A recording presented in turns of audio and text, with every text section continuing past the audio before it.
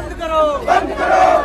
आज मैं आपको एक कैंडल मार्च दिखा रहा हूं जो उन लोगों का है जो इस दहशत में है कि जल्द ही उनके घरों पर बुलडोजर चलने वाला है।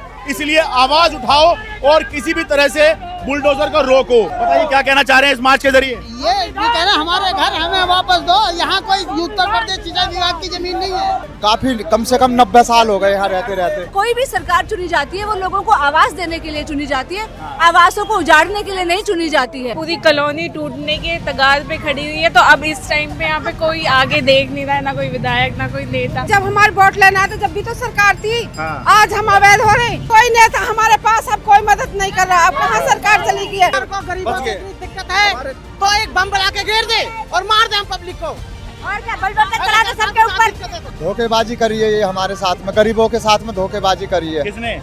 सरकार ने। इन लोगों को शर्म आनी चाहिए, गरीबों को उजाड़ना इन लोगों को बंद करना चाहिए, बचाने का काम करना चाहिए सरकार को। नमस्कार, मैं हूं शरद शर्मा।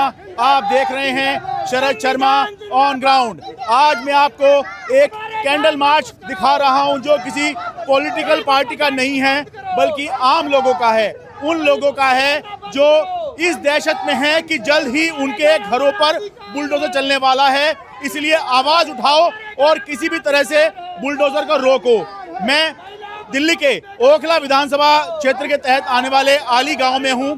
आपको याद होगा मैंने आपको दिसंबर में दिखाया था कि करीब 300 से ज्यादा मकान यहां पर यूपी सिंचाई विभाग की जमीन होने के की बात आई थी कि भाई यहाँ पर जमीन यूपी सिंचाई विभाग की है।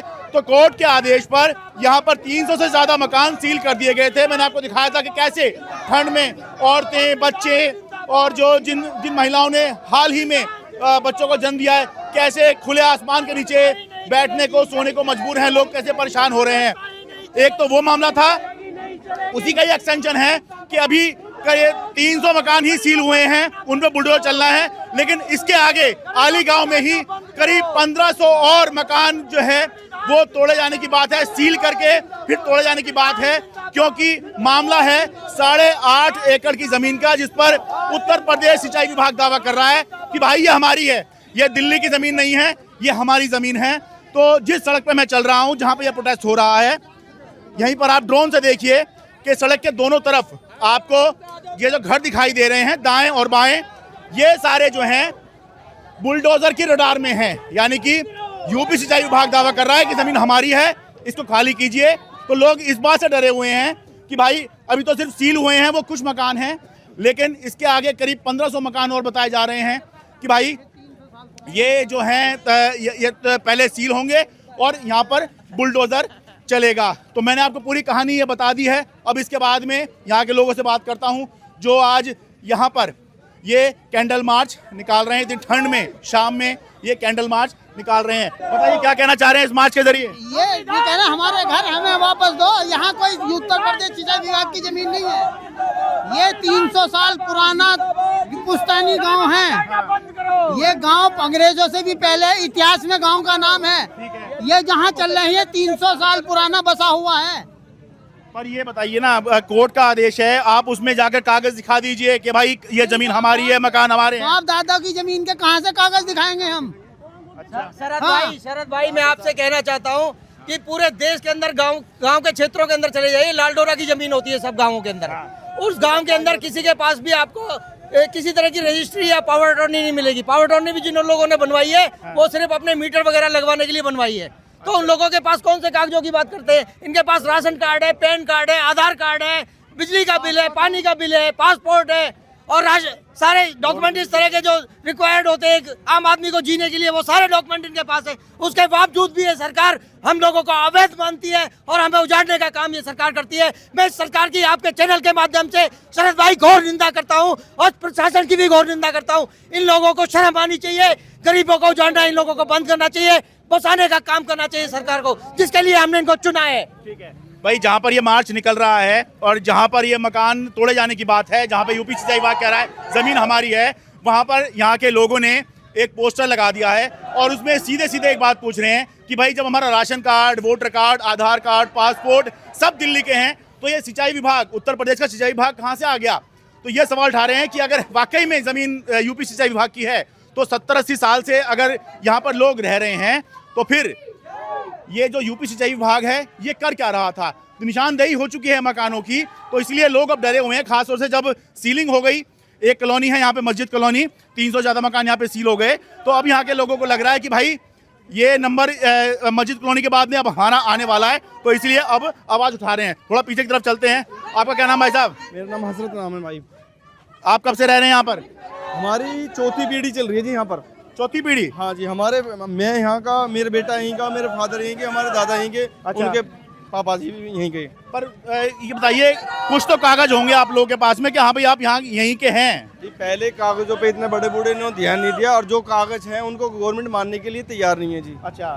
बिजली पानी हमारा यहीं का है, हाँ। राशन कार्ड यहीं का है, वोट हमारी यहीं की है, दिल्ली गवर्नमेंट को आज तक वोट देते आए हैं। हाँ। और मेरी भी 36 साल की एज है। हाँ। मैं भी 4-5 बार वोट दे चुका हूँ, तो है। मैंने भी अभी दिल्ली गवर्नमेंट को ही वोट दिए है। तो है। हमारी सिफारिश है दिल्ली गवर्नमेंट से कि हमारे घरों को छोड़ दिया जाए, और जो जहाँ बसा है वो उनको वहीं बसा रहने दें। ठीक है। अब देखिए विडम्बना क्या है, मांग कर रहे हैं दिल्ली गवर्नमेंट से, और जो यहाँ पे कार्रवाई कर रही है वो है उत्तर प्रदेश सिंचाई विभाग, नहीं उत्तर प्रदेश सरकार। बिल्कुल बिल्कुल। लेकिन एक बात ये भी तो है, हाँ। हमारी सेंट्रल में भी सरकार बीजेपी गवर्नमेंट की है, हाँ। और यूपी गवर्नमेंट भी बीजेपी गवर्नमेंट की है। हाँ। अगर आपस में चाहे तो सेटलमेंट भी तो कर सकते हैं ये बात आपने सही कही। ठीक है, कुछ महिलाओं से बात करता हूँ जी। महिलाएं बड़ी परेशान हुई पीछे। क्यों जी, आप कब से रह रही हैं जी? मेरी भी 50 साल उम्र है। अच्छा। और मेरे दादा भी, मेरे ससुर भी यहीं पैदा हुए और यहीं खत्म हो गए। अच्छा। ठीक है। और मेरी 5वीं पीढ़ी है। अच्छा। और मेरे जो ना, ये हमारा घर है, हमारा अधिकार है। हमें नहीं पता ये यूपी की जमीन है किसकी जमीन है। अच्छा। हम तो वोट हमारी दिल्ली की, राशन कार्ड हमारा दिल्ली का, पानी हमारा दिल्ली का, बिजली हमारी दिल्ली की है, और जो हमें रसीद भी दिल्ली की मिली हुई है। हाँ। जो हमारे टोकन मिले वो दिल्ली सरकार ने दे रखे हैं। ठीक है। हम अपने घरों को छोड़ के कहीं नहीं जाएंगे, इसी घर में मर के निकलेंगे। ठीक है। आपका क्या नाम है जी? मेरा नाम ऋतु कौशिक है। थोड़ा बताइए कि अगर कागज नहीं होंगे, मतलब अगर वो दावा कर रहा है, कोई भी होता क्या है, कहीं भी दावा अगर हो रहा है तो दावा होता है कागज के आधार पर, भाई वो कह रहे हैं हमारी है। अगर आपके तो आप जमीन वो तो कागज दिखा दो, भाई कहीं कभी खरीदी होगी, मकान खरीदा होगा। देखिए, सुप्रीम कोर्ट के जो बहुत सारे वर्डिक्ट्स पहले आए हैं उनके अनुसार किसी का भी आवास छीनने का मतलब है उनको जीवन उनसे छीन लेना। ठीक है। तो किसी भी आधार पर अगर कागज नहीं है तो कागज बनाए भी जा सकते हैं। हाँ। लेकिन अगर लोग एक बार घरों से बाहर निकल गए हैं, हाँ। वो अपनी जिंदगी में फिर दोबारा घर नहीं बना सकते हैं। हाँ। ये तो सरकारों को सोचना चाहिए। कहीं पर भी कोई भी व्यक्ति घर बनाता है, 4 दीवार खड़ी करता है, वो अपनी जिंदगी की पूरी कमाई लगा देता है। और 1 मिनट में एक नोटिस लगाकर और ये कह देना कि इनके पास कागज नहीं है, ये कहाँ का न्याय है? ये न्याय नहीं है, ये न्याय है। कोई भी सरकार चुनी जाती है वो लोगों को आवास देने के लिए चुनी जाती है, आवासों को उजाड़ने के लिए नहीं चुनी जाती है।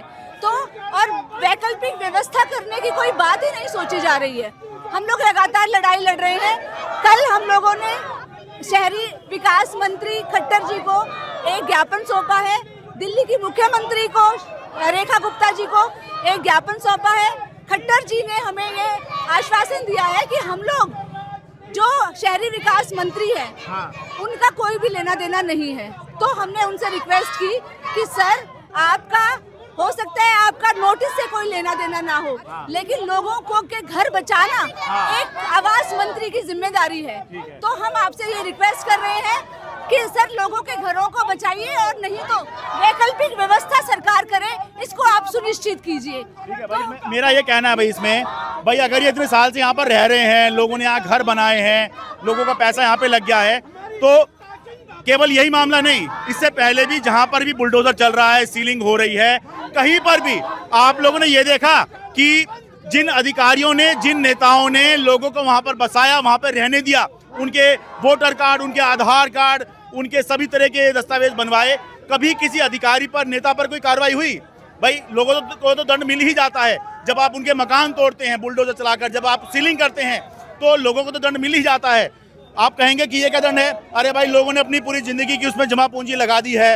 लोग जो हैं पूरी जिंदगी लगा के एक मकान बना पाते हैं, वो अपने मकान में लगा देते हैं। फिर एक दिन बुलडोजर आता है और ये कहता है कि भाई हटो यहाँ से, ये आप अतिक्रमण करके रह रहे हो।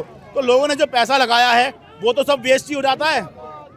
तो इसीलिए जो है लोग तो दंड पा ही जाते हैं अगर कहीं कुछ गलत हुआ है, लेकिन ये अधिकारी, ये नेता, बिना नेता के कोई कहीं बसावट नहीं हो सकती, बिना अधिकारी के कोई कहीं बसावट नहीं हो सकती। जब नेता और अधिकारी मिलते हैं तभी कुछ ऐसा गलत काम होता है जो आगे चलकर जो है जिस पर सवाल उठाए जाते हैं। तो भाई ये कार्रवाई कभी आपने सुना है इस नेता पर ये इसलिए कार्रवाई होगी कि इसने यहाँ पर लोगों को बसा दिया था?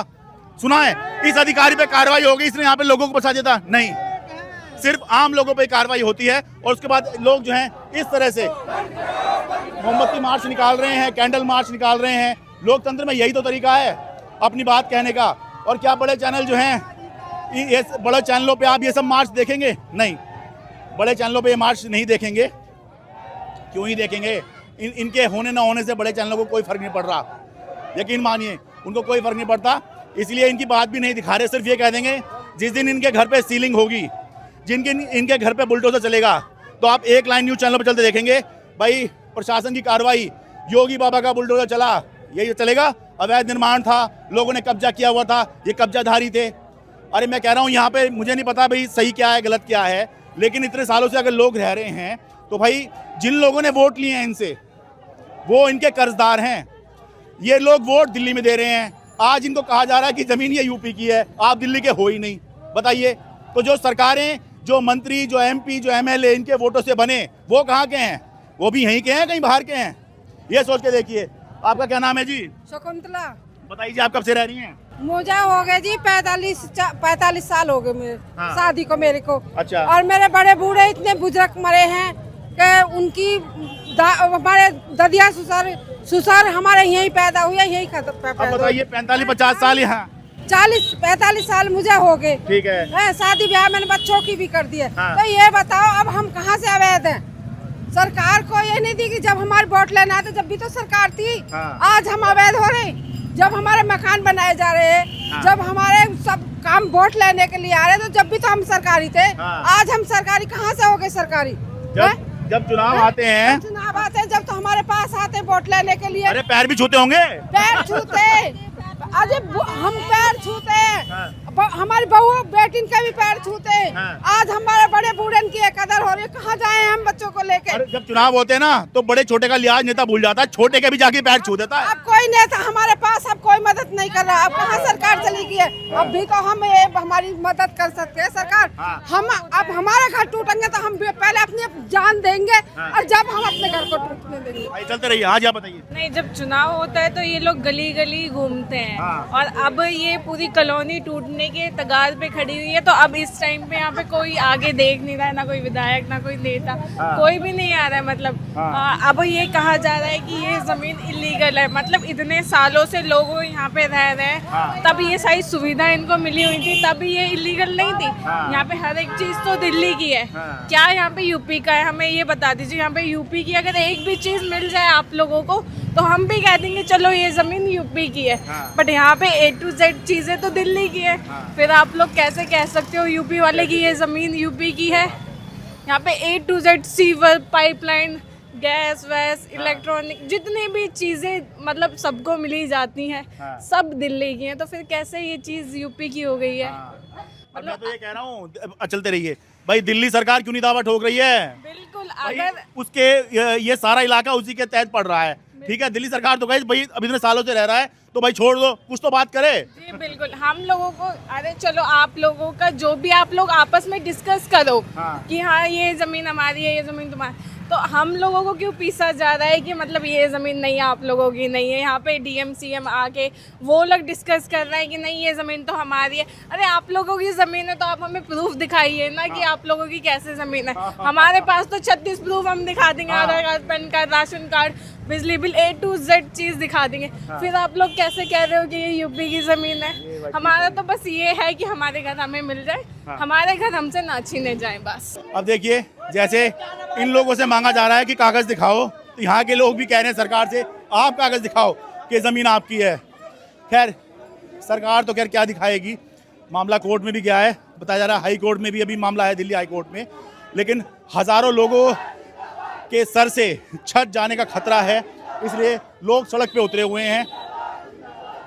अहम बात ये है कि भाई मैं इन लोगों से पूछ ले रहा हूँ कि भाई अगर ये कहा जा रहा है कि ज़मीन आपकी नहीं है, मकान आपका नहीं है, कागज़ दिखाओ। मैंने तो इनसे पूछ लिया, इन्होंने बता भी दिया। तो जो मजाक उड़ाने वाले लोग हैं, जो इनको गलत बताने वाले लोग हैं, वो सरकार से भी पूछ के देख लें कि भाई इतने साल से आप क्या कर रहे थे, क्या कार्रवाई आपने उन लोगों पे की जिन्होंने, अगर अवैध था यहाँ पर रहना, अतिक्रमण है इनका रहना, तो इतने साल से कहाँ थे, क्या कर रहे थे? तनख्वाह तो ले रहे थे ना, सो रहे थे क्या, या कुछ और मामला था? इतना सीधा नहीं होता, कोई कहीं आके बसता नहीं है, उसे बसाया जाता है, ये याद रखिएगा।